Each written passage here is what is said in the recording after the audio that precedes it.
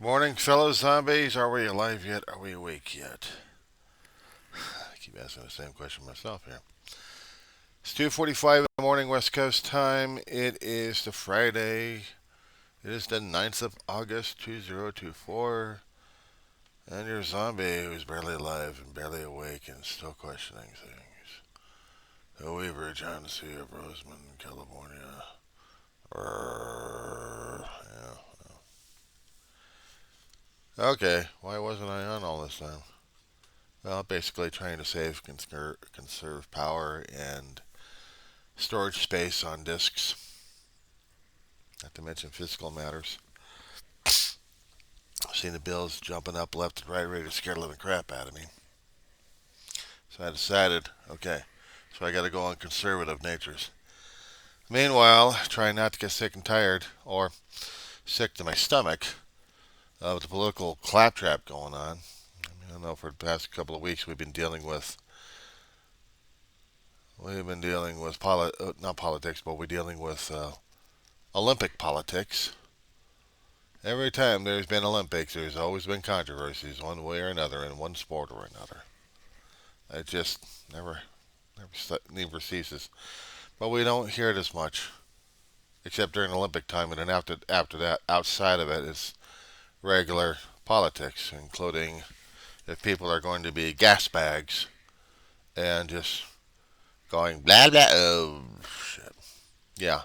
So out in Palm Beach, Florida, Mar-a-Lago, for about an hour and some odd minutes, reporters were like drooling like zombies, listening to Trump and trying not to piss him off as much. Meanwhile, last night, MSNBC, one of the evening anchors of his own show, Lawrence Dahl, was going ape on this one. And man, he was pissed at the entire media out there, the press corps, not questioning,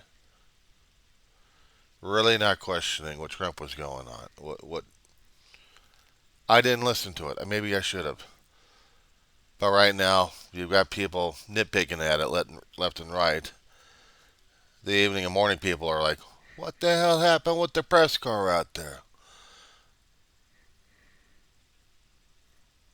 During the time when President Biden was still in office, they tore his ass apart on some occasions, especially when they wanted to find out what was going on. If something was false and being floated around the press corps until they're like, well, what about this? And the press secretary is like, wait. You know, this is being floated around. This is false information. Well, what about this? What about this? Well, you let me explain. Well, what about... That's all they wanted to do was just to rattle her cage. I was expecting that person to say, the press secretary just look at him and say, will you shut up for 1 minute? Will you absolutely shut up for 1 minute so I can actually try to give you some information? Well, what about... Okay, that's it. You're gone. Next. Now, I tried dealing with you people with kid gloves, but if you're going to be like this, there's the door. Hand in your press credentials. You'll get it through pool papers or infirm information. I'm not handling this in my press secretary. You got that? We're going to be professional about it. Well, what about... He's gone. She's gone. Next.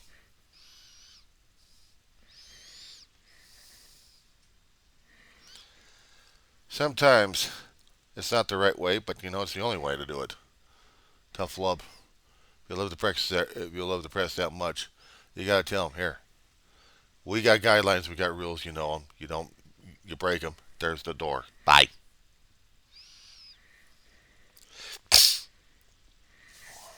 But it's not like that when you're dealing with someone who's trying to get back in and manipulating people left and right. And the press in there where Mar-a-Lago had been manipulated so much, they don't care. So about an hour and some odd minutes, the media was like, okay, we got to watch him. We got to watch him. Because the higher ups, the owners of the company, still want to watch his ass. I'm a lower. I'm a lower. I'm not in the media game. I'm commenting on my own stuff. I'm commenting on anything else I'm seeing what's happening these days, which is scary as hell. Did they ever cover the materials that we gave Ukraine that they gladly sent over to Russia with love?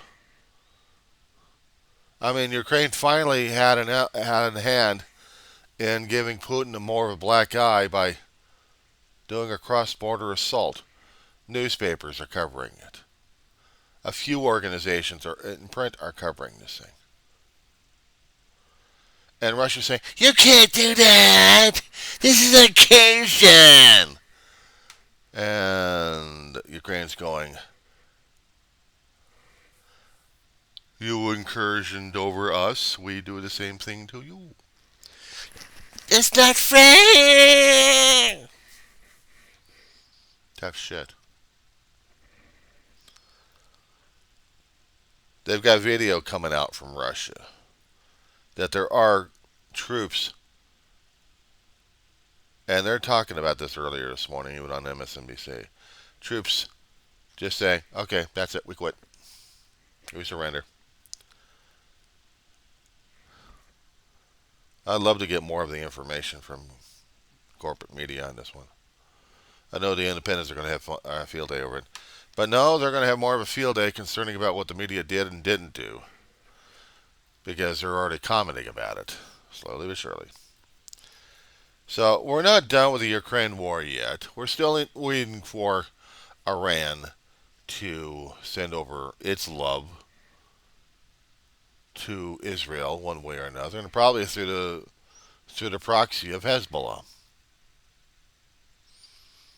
Lebanon and Israel going after each other. That wasn't bad enough.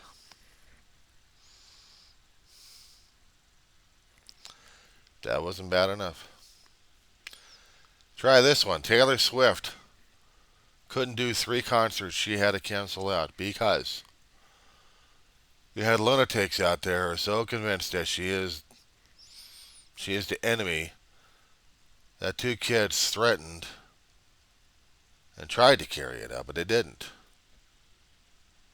Concert in Austria, I think. There must have been 3 concerts of Swift Taylor over there. And there was one of the local reporters from KTLA out there to enjoy it. Apparently he's a Swiftie. No griping and grumbling. I haven't. I'm still old fashioned. I'm still the old time. Seminary music will come out and I can deal with it. I know one thing that will upset people out there listening to this. I am still, as an old fart, not hip on a lot of hip hop, on rap. Because I listen to it, and it's not the music I listened to a long time ago, which actually had melody, had words going along with melody. You had a musical interlude, and then you had more uh, musical singing. And it came out with a crescendo, and then that was the song. The song was already over. I was used to that format. It didn't matter what kind of melody they were playing. You listen to it long enough, you're like, "Yeah, man, I get it now." I didn't have to be stoned during that time. I was just have to listen to the melody, and then until I got into an older state, then I could understand the words, what they were trying to talk about. And I got used to it. It's taken me a long while trying to get into a bit of rap. Not much of it, but still trying to get into it. I hope I can. Because the rest of the stuff I'm hearing these days, I'm sorry, I won't get into it under that kind of music. There had been one song from an album, but the album was part of a movie soundtrack. Was it Ice Cube or Ice T? Let me see that one. I want to see that one.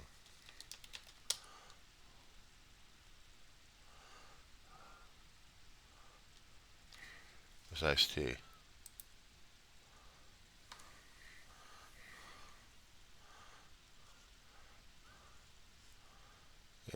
asked for colors, iced tea, and what did I get?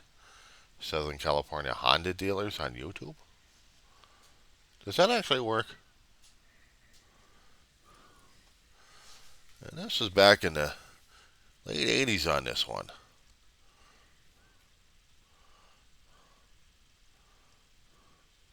And I saw the movie Colors. That was hard. Very hard to get into. I was living during those times. I was living in those kind of times. And hearing this was just, oh boy. Now, they've got a video out there. It's been several years old, but they've got this from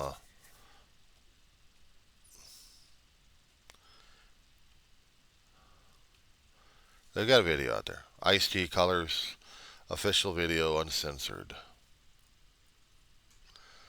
Once in a great while, when I get a hankering watching this thing, or actually listening to this thing, I'm listening to all the gang shit happening back in the 80s when I was growing up and hearing about this stuff going on. Yeah, they did have, they called it South Central. They called part of Los Angeles South Central. And they called it a war zone, but they also called part of the San Fernando Valley a war zone as well. Parts of Van Nuys, parts of Panorama City, parts of North Hollywood. Not much in San Fernando, but we didn't hear much activity. We didn't hear part of the activity out in Canoga Park.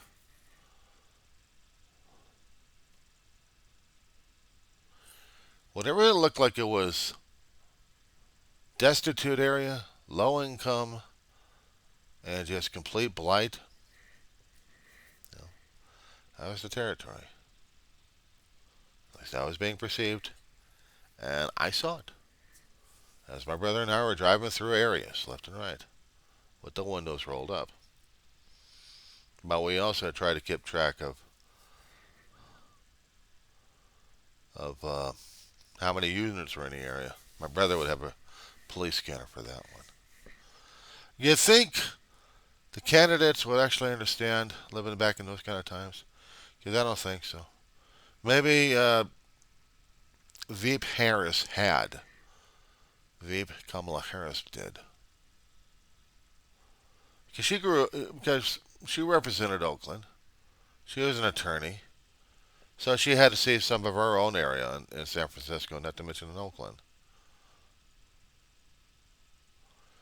The movie itself, even though it was filmed in in portions of Southern California, you thought this wasn't happening.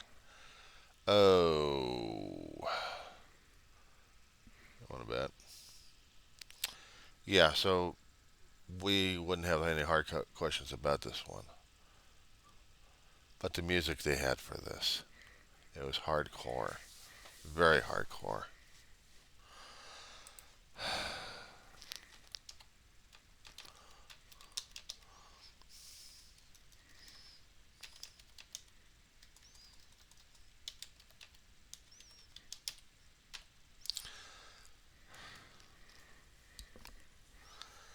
But this stuff was very hardcore to watch and see, and everything else going on. How does that relate to things happening these days? We still have it. We still have it. But I hadn't seen more action, but it is out there. If I go into the independent feeds out here in the AV, yeah, we've got it out in Lancaster and Maldale, mostly in Lancaster.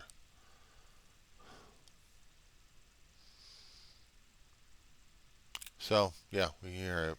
We know it. As for the music, well, the music is there, and I'll still have to get used to it. Well, I'm not going to get used to politics, screaming and yelling at each other, thinking that they know better. Let's see, it was J.D. Vance. Oh, hold on. I gotta get in there. There we go. Okay, so we're going to be getting into Morning Joe this morning. And probably going to have to do some chunks in this video here. Because I want to hear what the hell's going on this morning. So we are going to talk. We are going to dump some videos this morning. So